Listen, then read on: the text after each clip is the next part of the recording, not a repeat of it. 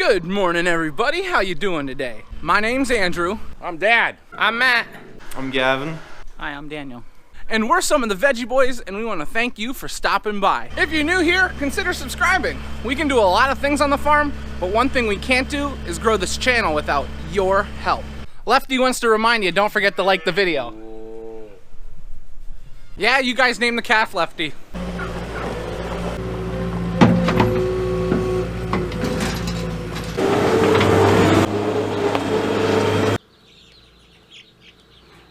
Daniel and I wanted to bag up some potatoes quick for the farm market. We had no 50-pounders up there, so we got them bagged up quick. Welcome back, everyone. It's so nice to see you.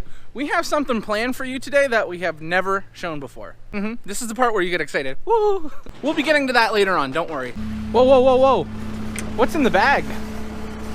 Nothing. Nothing's in the bag.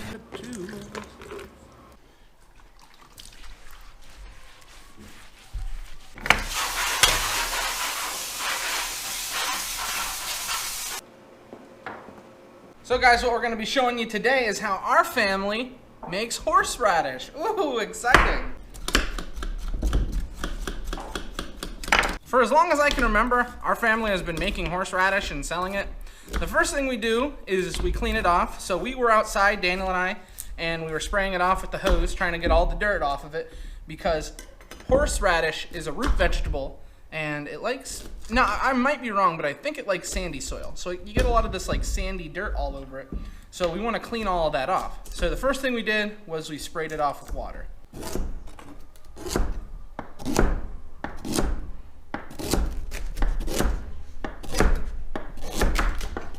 So as you can see inside of the root, it's white, but we have this barky outside.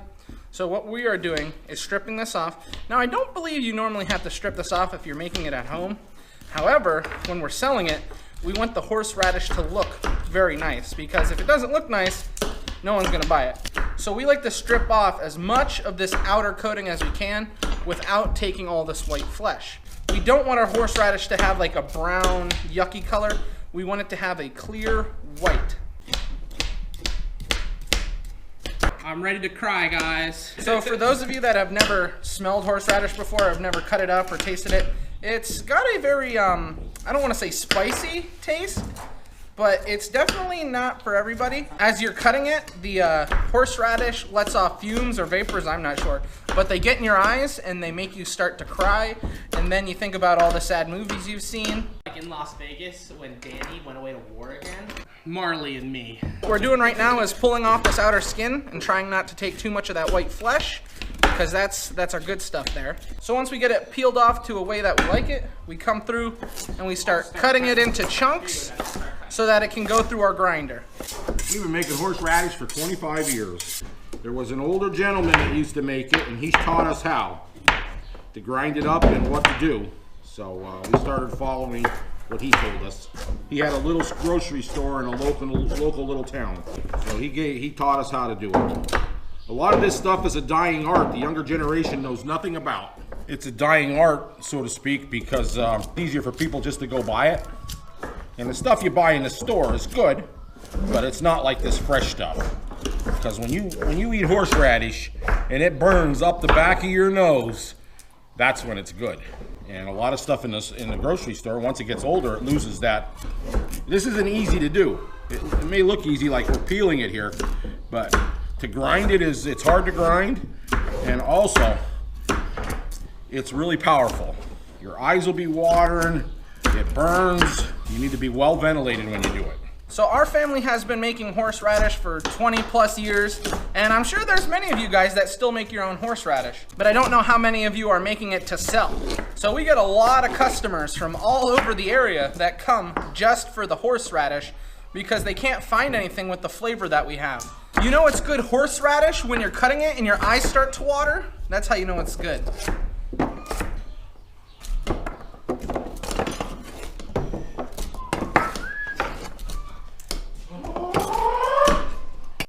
forgot to cook the red beets. I gotta go get the red beets out of the field so Grammy can cook them up for the red horseradish. You got those red beets pretty quick. Grammy already has them done. Well, that works out pretty good. He can get back to cutting horseradish then. I just want to say for a moment, some of my favorite memories are at this cutting table because we always do this type of stuff as a family, cutting up horseradish, cutting up sauerkraut, whatever we're doing that we're cutting up for the farm market, it's usually on this table. So there's a lot of good memories because we always do it as a family. Now, Oh no! The people!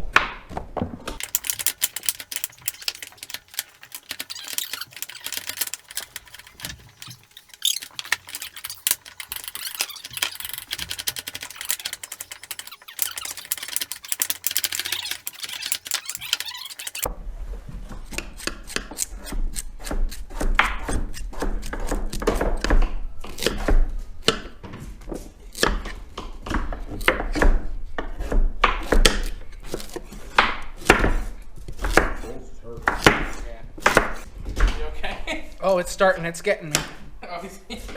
Ah. Okay. We have our 2 batches. We have our 20-pound batch. This is for just our regular plain horseradish. Then we have our 10-pound batch. This is for the red beet. This is for the red horseradish, the ones that we're going to be putting the red beets into. this bag is on here, and this bag half full of horseradish, and the rest will be puffed up like it's a balloon from all of the fumes that come off of the horseradish being ground. And if you just let that stuff come out into the open air, I'll be crying the whole time. It's bad. I don't know if you're going to be able to see it because of the camera. The bag is starting to get cloudy. As the horseradish comes out, the fumes are starting to come off of it that make that gas.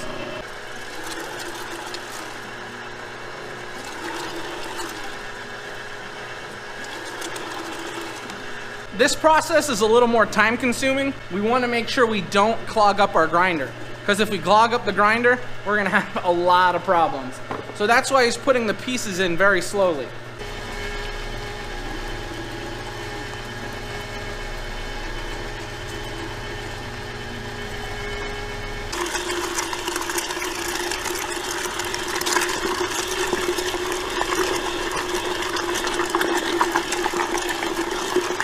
Now, I'm not a horseradish professional. I don't understand. We've never grown the stuff, but I do know that there are certain years, the horseradish probably has a better growing year, where the horseradish is just unbelievably spicy.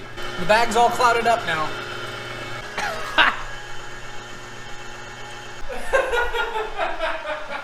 Ooh! Oh, man, Matt was moving the bag and it must have shot some out. Oh. Okay.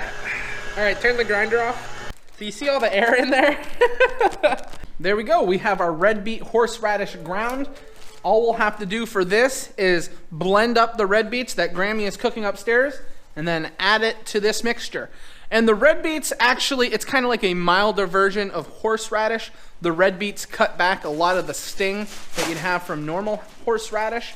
Something you can do to your friends, if you want to be mean, is you'll run up with this bag, open it, and then puff the air into them. But it's dangerous. It makes you cry. I know, it happened to me one time. Ah! Every time I do this job, though, I start getting hungry for ham. Did you get the burn up the back of the nose? Yes. I told you, it's bad. Gavin, on a scale of 1 to 10, how bad was the horseradish? 12 and a half. Like, my eyes are hurting so bad. I cried many tears over that. Normally we do this outside, but Dad is feeling a little evil today. Adding white vinegar. The vinegar keeps it, makes it keep, pickles it. Don't spill it. I'm scared. We had how many pounds of horseradish? We had 18 pounds of horseradish. I put in 2 gallons of white vinegar. It needs to look like this. It needs to have vinegar in it, so this doesn't have quite enough yet. It feels like someone pepper sprayed everyone in the kitchen.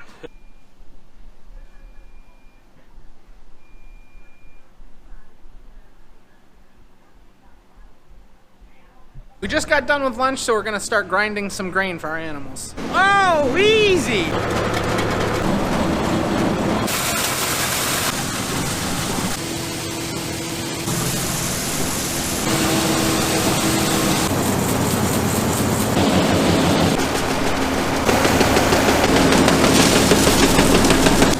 make all our own grain for our animals right here on the farm.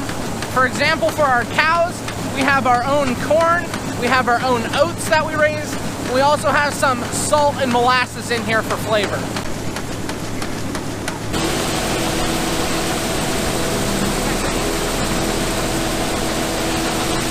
We have a cold front coming through and the wind is picking up and the temperature's dropping. It's gonna be cold for a couple days. So we wanted to get the feed ground today so we didn't have to worry about it tomorrow when it was gonna be so cold.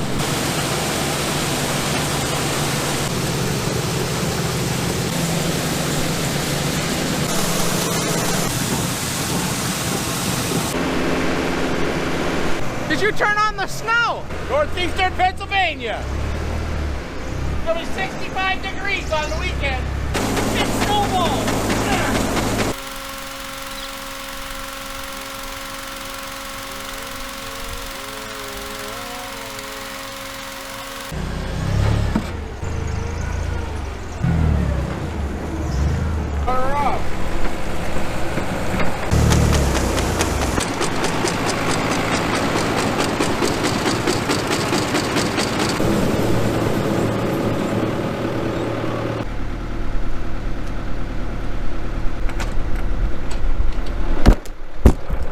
People!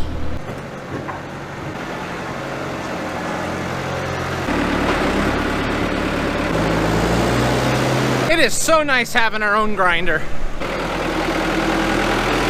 The air conditioner works pretty good on that tractor, doesn't it? It's just like you're outdoors.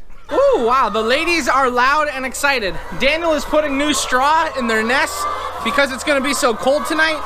We wanted them to have enough bedding so that when they lay their eggs tomorrow, they don't start slowing down.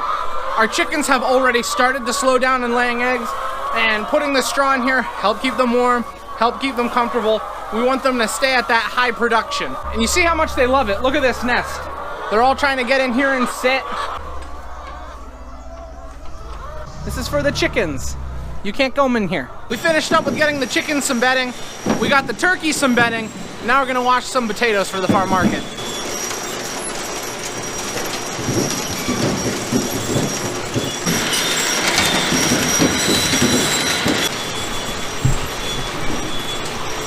If you can see all the fatties lined up at the feeder over there, Daniel took some rotten potatoes over and dumped it for them, and that is our cows' favorite snacks, so they came running right over to the feeders, and now I think every single one of them is chowing down on some taters.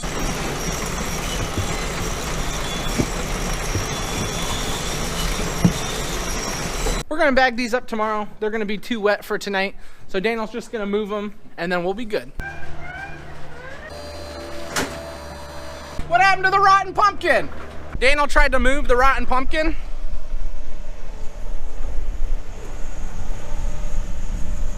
Good thing the wind's blowing. I don't want to be smelling that.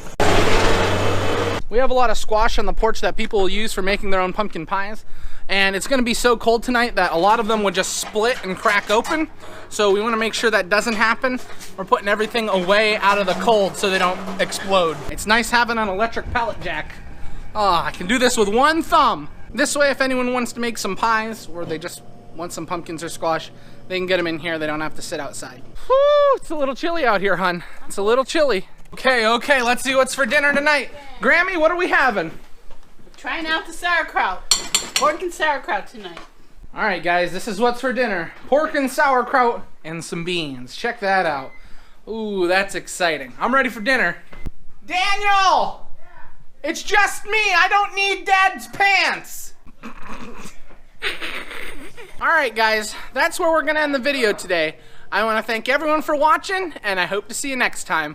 Bye-bye. Bye-bye. Bye-bye. Bye.